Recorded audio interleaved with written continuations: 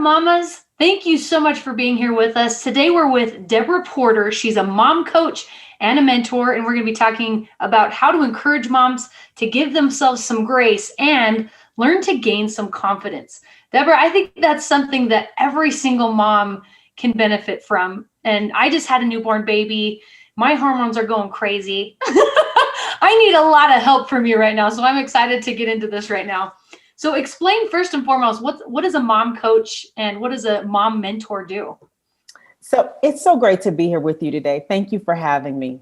So, when we think of coaches as, people that give specialized teaching in a certain area or subject, or if you think about a coach on the field or on the court, they're encouraging you to do your best. They're giving you the plays and they're, choosing to let you go out there and implement and hold you accountable.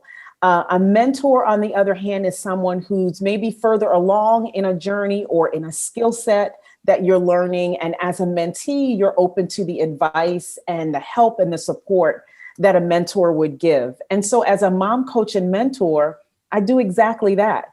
So I support moms with getting clarity around where they need support and help, maybe where they need some systems in their home. We work on building their confidence and how to create win-win dynamics in their relationships inside and outside the home. And then we work on just kind of manifesting the courage to then walk in, these new systems and this newfound freedom that this mom has discovered just in stepping into more of herself. So it's not counseling, it's not therapy. That's more looking in the past. This is really about goal setting and stepping into your next.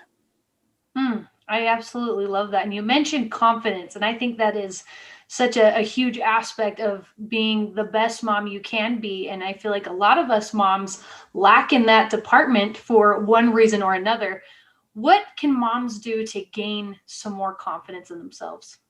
I think there are a few things that all of us can work on to become more confident as a mom.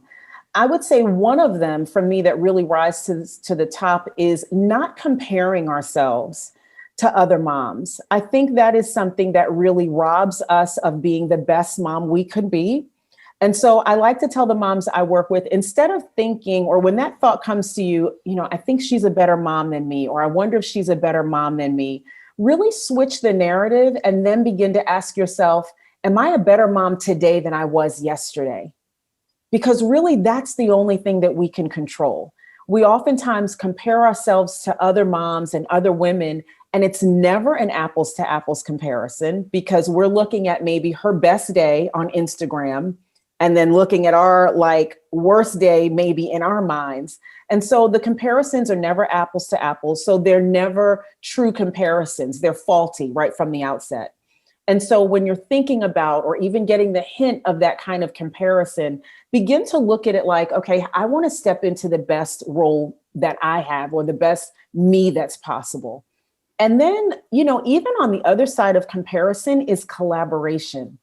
So I like to encourage my moms, when you see that mom that you think has it all together, reach out to her, talk to her. I remember seeing a mom once. I was in Chick-fil-A with my kids, and one had on pajama bottoms, one had on cowboy boots. We were just a hodgepodge. One had on their Halloween costume. I think it was March. But, you have those moments where it's like, you know what? I'm not picking that fight today. I'm just not. You're just gonna look like this bunch. I don't know. But there was this mom and she looked so put together and her kids were just perfectly behaved. And I just had to go up to her to introduce myself and say, look, here's my bunch. How are you? Nice to meet you. How did you do this today? And it was great because her response was, oh, these aren't my kids. I'm their aunt.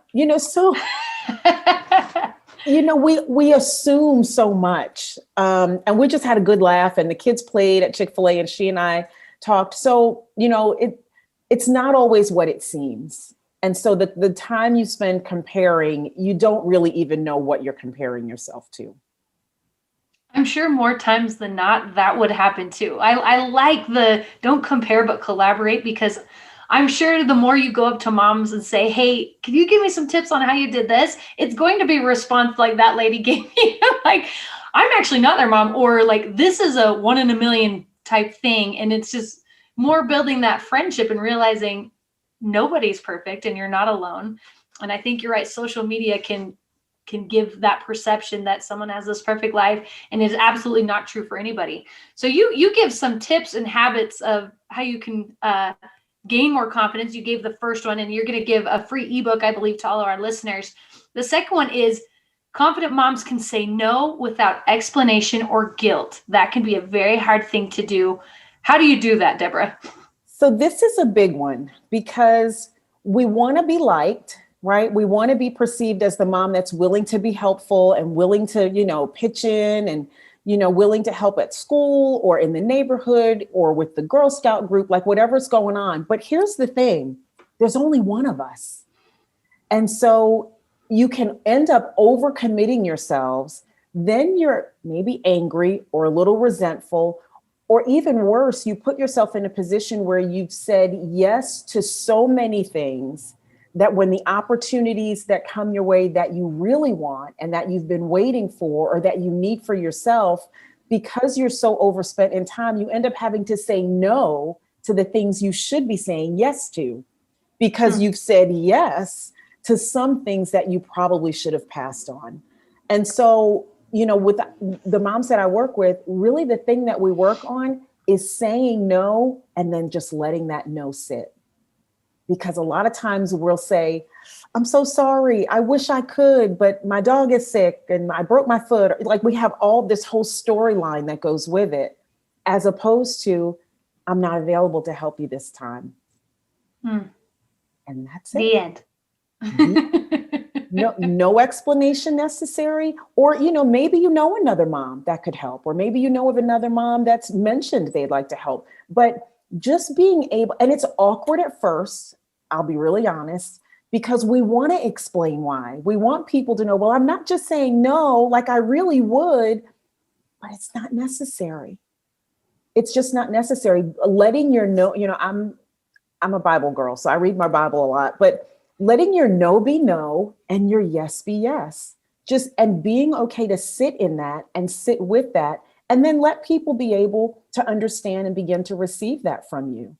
The other thing I like to encourage folks is when you are on those committees and when you are, in the trenches and helping in that way, make sure there's always somebody alongside you to pass the baton to.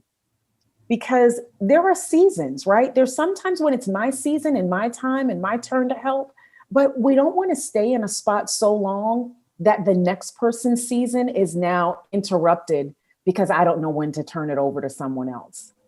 So saying no is as important for you as it is for the next person whose turn it is and whose season it is to step into that opportunity as well.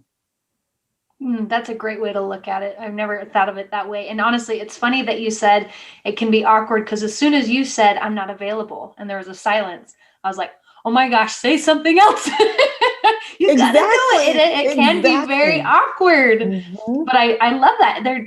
There doesn't have to be an explanation. It can simply be that you don't have the time in the end. I like that a lot. I'm just not available. And it's not that you don't want to, or you wish you could. It's just, I'm not, I'm not available. And I think people respect that. I think when we step to it, because it's honest, it's an honest answer. And it's better to step out in honesty than to really take on something that deep down, I don't know how I'm going to figure out the time to give to this that it needs. So then sometimes we end up giving as much time as we can, but maybe it's not as much time as really what was needed. So it may not even be our best. So then we feel guilty about that.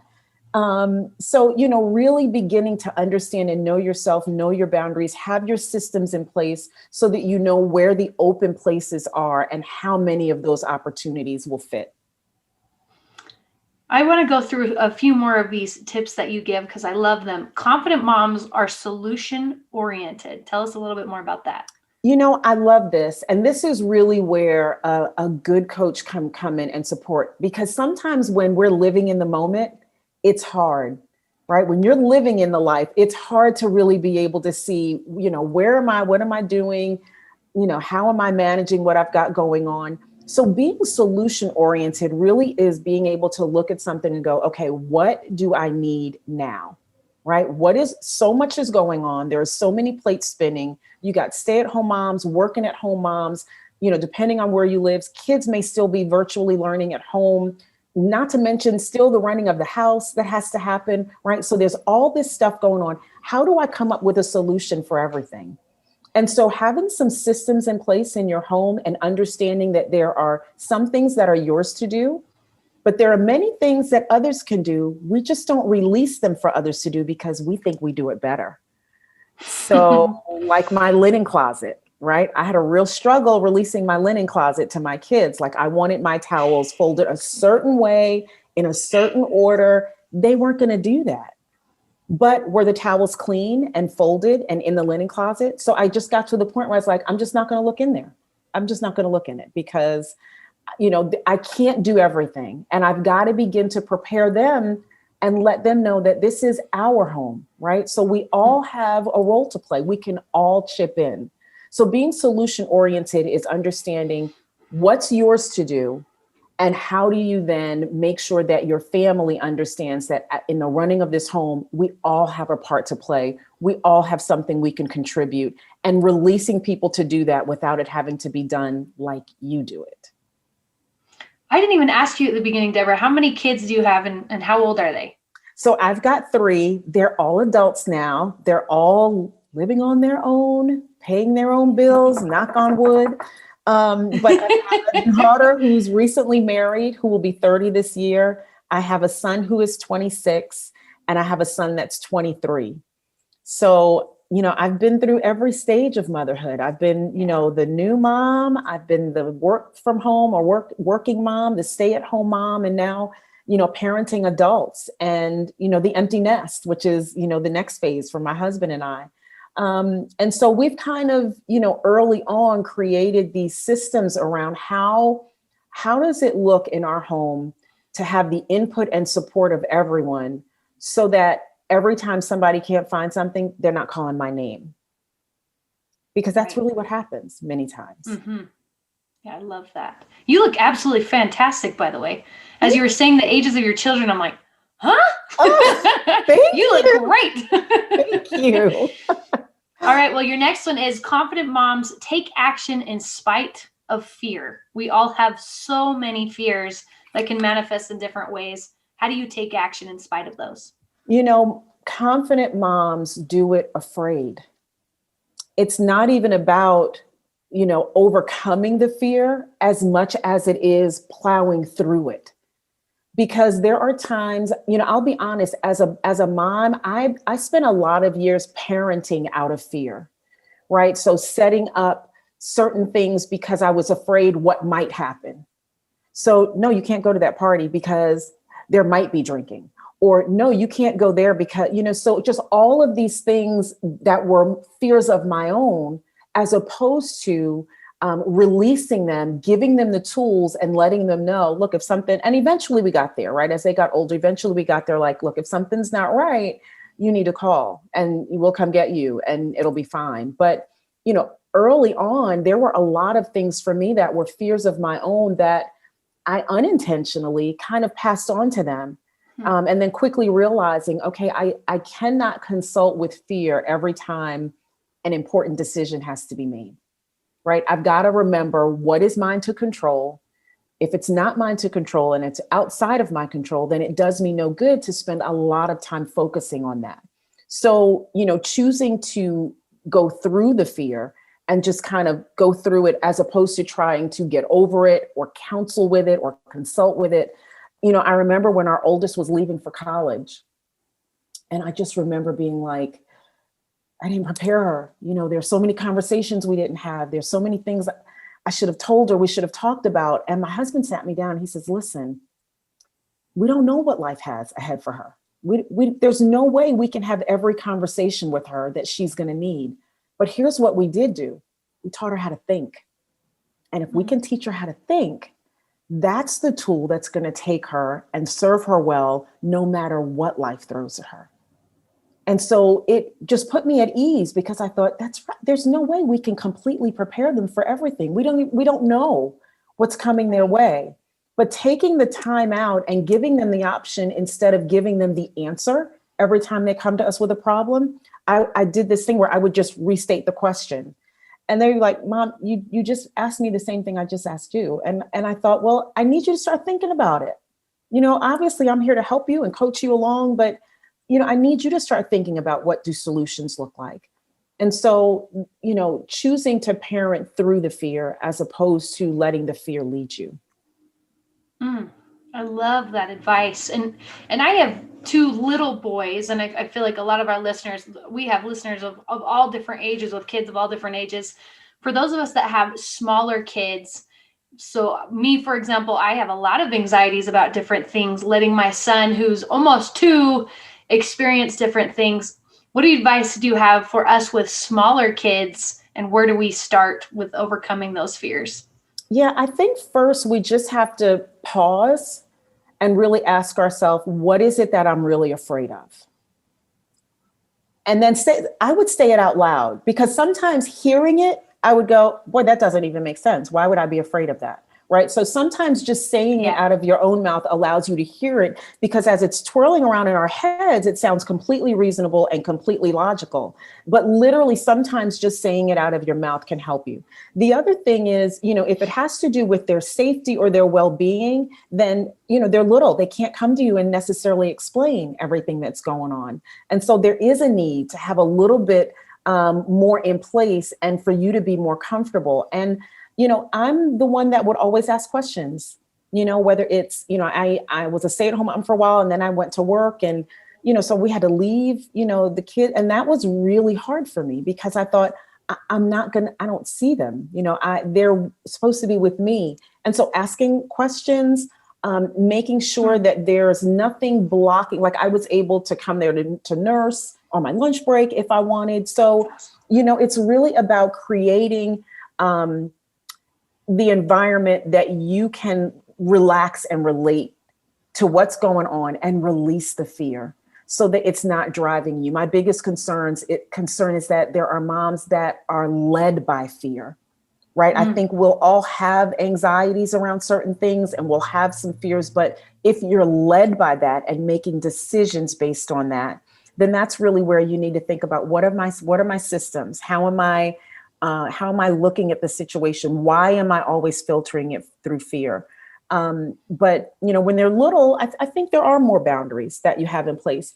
But we've got to get to the point where we begin to give our children pieces of their lives back in age appropriate ways. And that may look like your 4th grader starting to do their own laundry, right? There just have to be these little things that we can start putting back in their court. And because here's the thing, they're leaving at some point. Yeah. They're leaving. And I know they're little now, but I'm telling you, you're going to blink and, they're going to be in junior high. But really finding the moments of being able to trust them as they, get a little bit older. And, even at 2, I would have my little ones like put their toys away. They were color coded, right? So I'd have a yellow basket, blue, just for them to begin to participate in the cleaning up around the house, right? Just, these are your toys. Here are your color baskets, all your yellow toys here, red. So it was teaching them a little something, but also giving them pieces of their life back. So, I think that, we all, look, mine are grown, and I still have anxieties, about decisions they're making. I don't think it ever goes away. I think the goal is to not let that lead as we're parenting. Something you said really stuck out to me: trust and self-reliance. I think those 2 things are huge when it comes to our children. And not only does it help them to grow up to be the best people that they can be, it also, like you said, takes a little bit off of your plate. When you teach them, you don't have to have so much fear and anxiety of your own, that you have to take care of absolutely everything. You're teaching them to do it themselves. I love that advice. And moms, as we all know, most of us want to give our children everything, absolutely everything we can give them. And sometimes we forget that you need to have some self-care and self-investment. And that's another thing you said, that we as moms need to have confidence. What does that look like to you, Deborah? When we talk about self-care, I think a lot of us think if we spend the day getting a good mani-pedi, then we've had self-care. I think that's That is more. the first thing that comes to my mind. That is. It's like, okay, but I think Yeah. that's more maintenance than Yeah. care. So when I talk about self-care, I'm talking about the things that make deep deposits into you that allow you to go on another day, right? So for me, that always meant having time to myself. Like I'm the person that drives in the car with no music or anything. I prefer the silence. I prefer having moments where I can hear my own thoughts. And if you're a mom of little ones, you don't get that often. So, I had to be really deliberate about how do I make this happen on a regular basis? Because when I didn't make it happen, it was obvious. I was maybe a little more impatient, not quite myself. And so when you talk about self-care, really think about what are the things that really matter to me and really make deep deposits into me. So for me, it was journaling. It was having those moments to myself before everybody got up. So I had to purpose to wake up earlier, even if it was just 20 or 25 or 30 minutes, sometimes 10 or 15 minutes, but just to have that moment to breathe and to set some intentions for the day and to, encourage myself, you got this, girl, another day. You kept humans alive yesterday. You can do it again today. Like, just, really letting yourself know and celebrating those small wins. I don't know that we do that enough.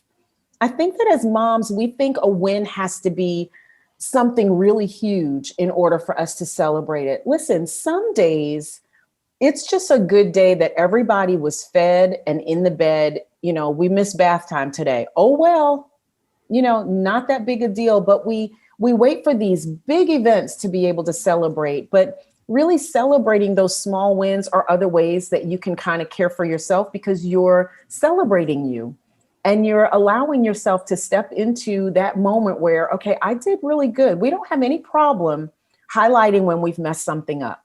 We can do that better than anybody can, usually in our own heads. But being deliberate and taking those moments daily to really celebrate what we have accomplished and what we have done, I would say that's even more important than highlighting those mistakes that we make, because that's going to happen. Life's not perfect.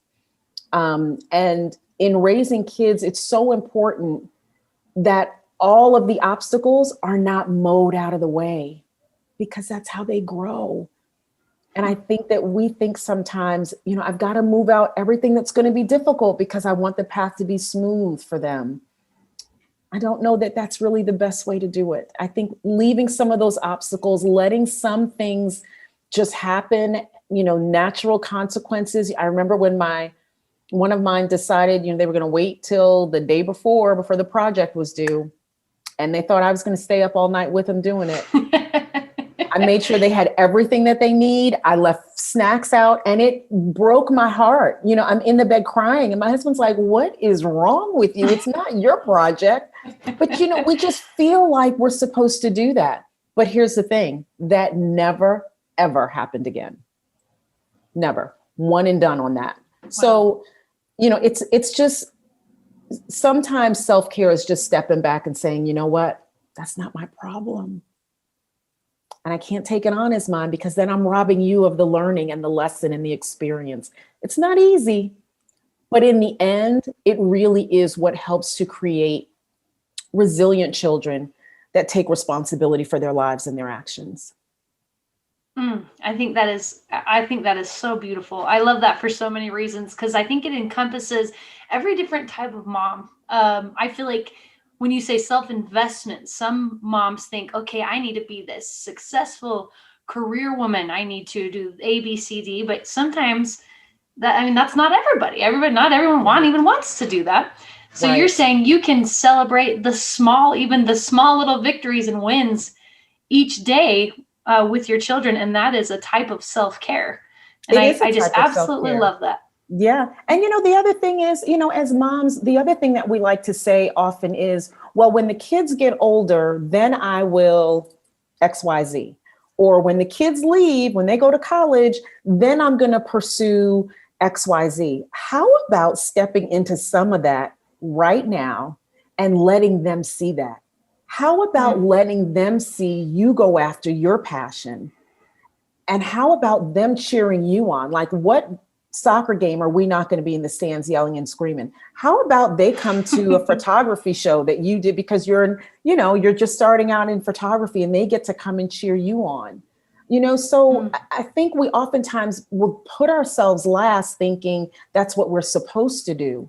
But I really feel like everybody being able to grow in the family together and cheer each other on and love on and support each other, I think that brings just another dimension, especially to our kids. Watching kids cheer on their mom, there's nothing like it. They are so excited at the opportunity to say, "Good job, mommy." Like one of the moms I worked with ran a marathon recently. And it was just something she always wanted to do. And so we set up some systems and set some things in place to allow her to do that. And watching her little ones cheer for her across that finish line, nothing like it. Nothing like it. Oh, I love that. And that actually brings up another question for me is, how do you organize your time as a busy mom? So for example, your mom who wanted to run a marathon and you helped her be able to accomplish that. How do you help moms be able to organize their day, especially when they have all these little kids running around? Well, part of it is being very smart and very strategic when you're setting the priority for the day. And, I don't like the word priorities because I think it defeats the purpose of the word. I think priority is the thing, right? It's the main thing. And if we keep thinking we have a list of priorities, that's just a to-do list. It's not priorities. Priority is the thing. So making sure each day, whatever that, like there are days where we know no matter what else gets done, this has got to get done. And knowing what that priority is, blocking out the necessary time, it allows moms to then be able to really see at a glance kind of how their day is going to flow. I think many times we just assume we're going to fit it all in and get it all done. But without using some type of time blocking or some type of calendar or some type of accountability, it just doesn't happen. And so those are the main ways that we do that. We use time blocking, setting the priority for each day, and then accountability. I love that. Your last one is confident moms overcome mom guilt by releasing the idea of imperfection. Mom guilt is a real thing that every single mom feels.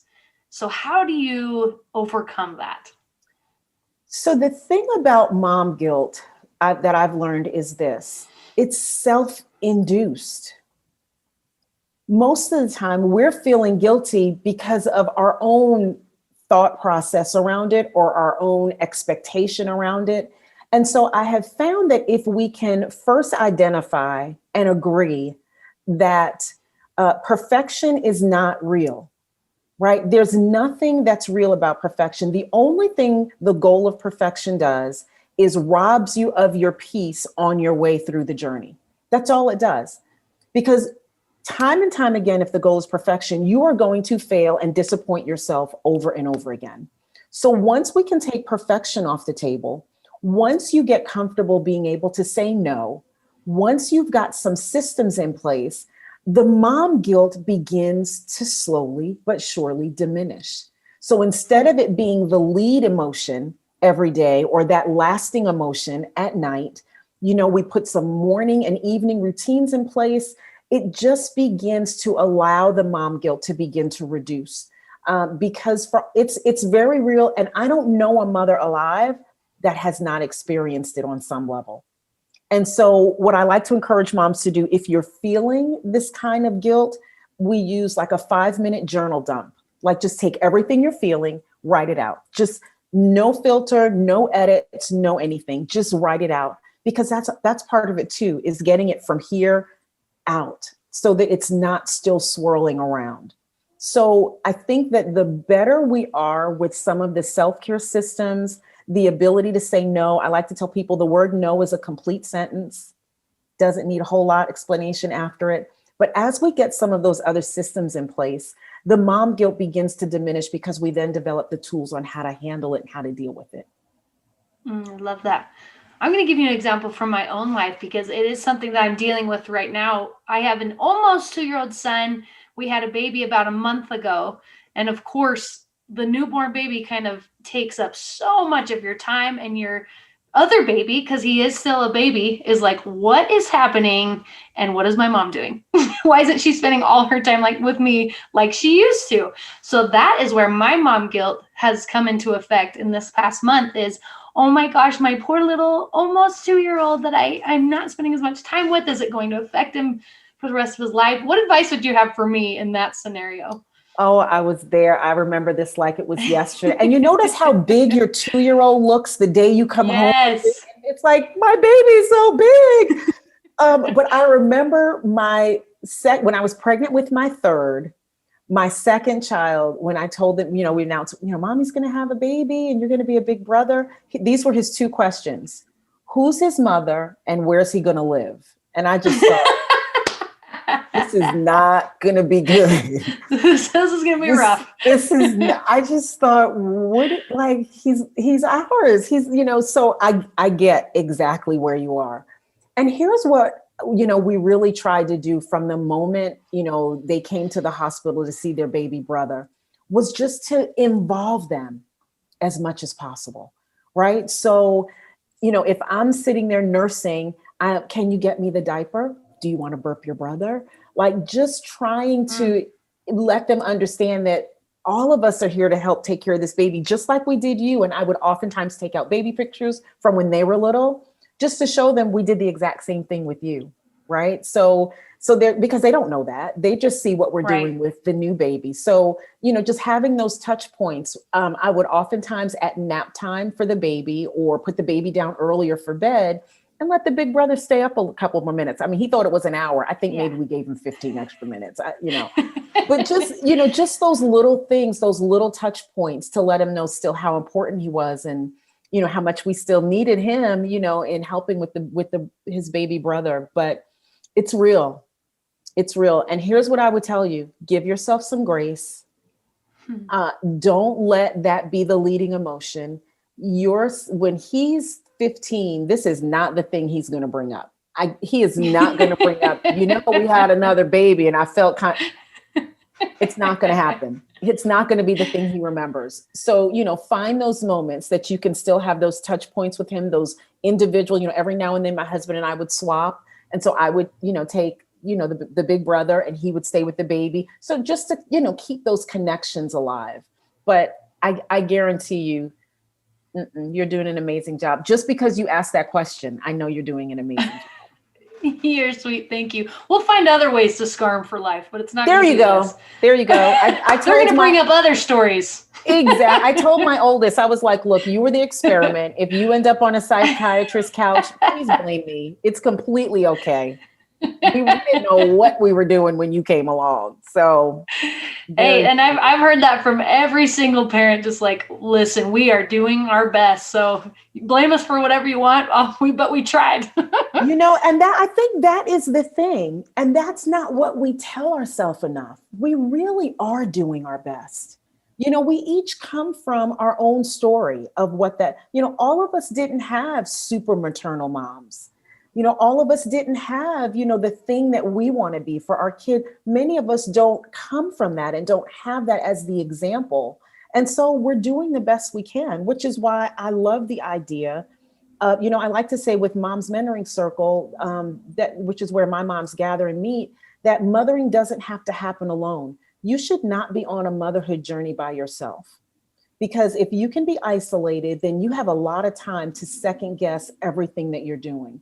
There is a way to trust your own maternal instinct. There is a way to kind of touch that and tap into that and understand, what that maternal instinct does and why it's there. It's a real thing. It's as real as mom guilt. So there's a way to do that. It's just very difficult to do that alone. And so you've got to find that group of moms that you can be vulnerable with, that are willing to be open and vulnerable as well, and that you can share openly, and that women are willing to share not only their successes, but their failures, because all of that helps all of us in community. I agree. It's so healing to have friends and sisters or whoever it may be to be able to rely on and talk to about all these things and realize we're all basically the same. We're all We different, but are. we're all the Yep. same in a lot of Yep. ways. A mama's heart is a mama's heart. I mean, it just, Yep. it just doesn't matter. You've told us a lot of personal stories of your own, but is there a personal story you can share of a time you felt less than perfect in your parenting journey, but then everything turned out okay? Do you have a specific story? How much time do you have? I remember this one time, it was my day to do carpooling, and I was picking up my kids and one of my kids' friends.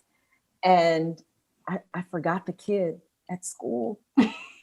And I picked up mine, and I've got these systems in place. I got the next thing we need to do, and I'm herding everybody in the car, and we're going on our way. And this was the time before it was really popular for kids to have cell phones.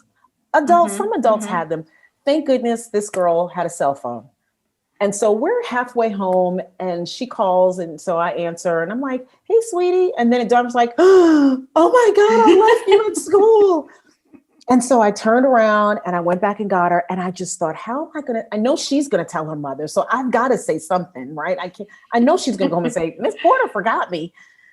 And so, I get up the nerve and I call her mom. And I go, "Look, everything's fine, but I left your kid. Like I just forgot. And I tell you what, she laughed and I was crying. Like I'm on the phone crying because I didn't know how to tell her. And she thought it was the funniest thing. So by then now I'm laughing, and like that became the running joke with these kids now. And they're like 30, like, "Miss Porter, remember that time you left me?"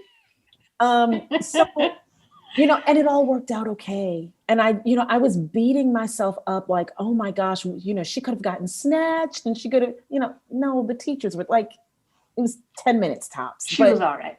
She was fine. But I think, it's just an example of how we take a mistake and we run it as a narrative. And now that's how we view ourselves as parents, as women, as mothers. And, there comes a time and a place where we have to really learn the skill set of how to overcome parenting mistakes and how to be able to effectively not just apologize, age appropriately to the child, but really let ourselves off the hook and apologize to us and just say, "You know what? Phew, glad we made it through that day. Bigger and better things coming tomorrow." There's just, it's really a life skill to learn how to get over our mistakes so that they don't continue to hinder us and hold us back. There's so many things I love about that story. One thing that really stuck out to me was that how the mom responded to you, how she laughed. I think that's a good example of us having grace for other mothers as well. Like we're all protective of our children, but you can relax a little bit. You understand that other moms aren't perfect and make mistakes, and she was probably your friend, but I just love that she just laughed. She's like, "My kid's okay. It's all going to work out." And it was amazing. And, the thing that she said to me, she was a working mom. I was a stay-at-home mom at the time. And she said, "Look, you have been so helpful to me. Like, don't ever, like, what you're doing, I can't get off." Like, she'd be stuck there for hours if I had to come get her. So she was like, she had to wait 10 extra minutes. So she probably didn't even notice that you until all the other kids started leaving. So, and it just speaks to, us being willing to be vulnerable with one another. I was so tempted to not say anything. I was just so tempted to say, "I'm just going to act like this didn't happen." But her daughter was a chatter, and I knew she's going to tell her mama. So I got to say something.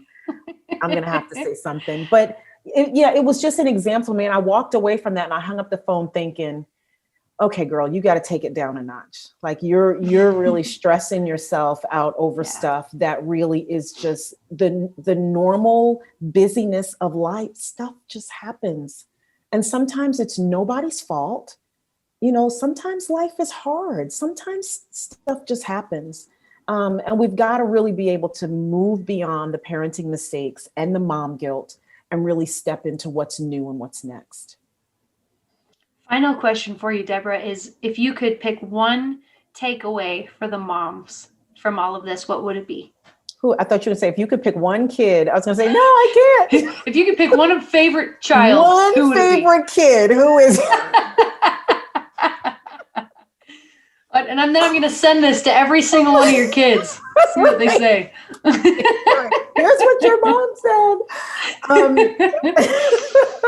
If I had to pick one takeaway, I would say grace yourself. Treat yourself like you would the best friend that's having a bad day.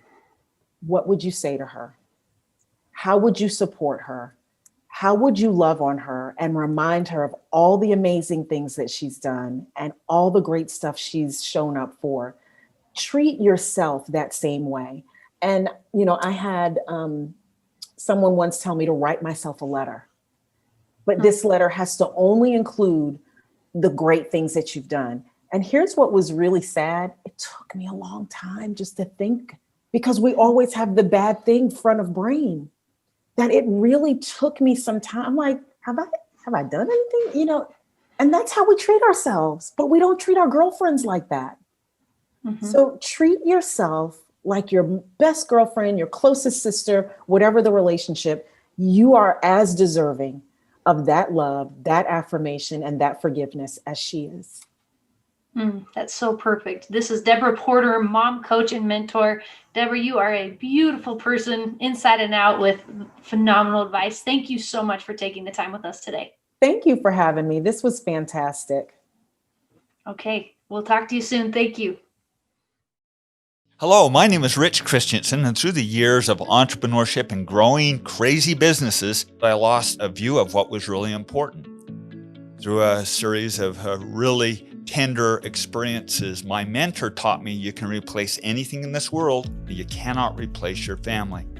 So I made a dramatic pivot and started embedding deeply in my family some of the same principles that applied to business. My wife and I began very deliberately parenting. We looked for models, how not to mess our children up. There were really no good models to teach values, to entrench family unity, and to make sure that the values passed on in legacy to my children, and more importantly, my grandchildren and great-grandchildren. So like every great entrepreneur, I secretly created my own models. I was very hesitant to talk about it, but a few of my closest friends saw the impact that this was having on my children. I decided to take the processes that I used and create an online course so others could also work with their families to create tighter bonds, build confidence and self-esteem, while constructing a gorgeous legacy that they could live on past our lifetime. With this 5-part digital training series, you'll find the single most important lessons of thought leadership that I've ever created. There's 5 critical parts to this series, each with its very unique function.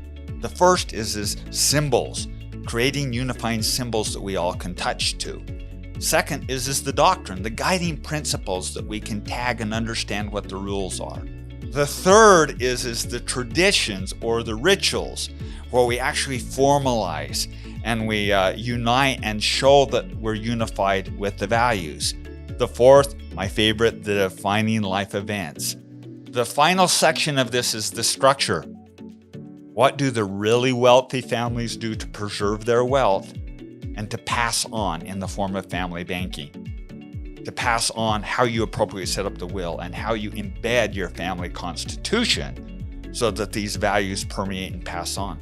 I can tell you firsthand that taking these steps to create a beautiful life for my family is the most important work that I've ever done and also the most rewarding. I would invite you to learn some of these principles, unify your family, bond them, and take some of the guesswork out of this. And I'm going to provide you the framework to make that happen with this 30 years of life experiences. So join me, get your membership to build family legacies today.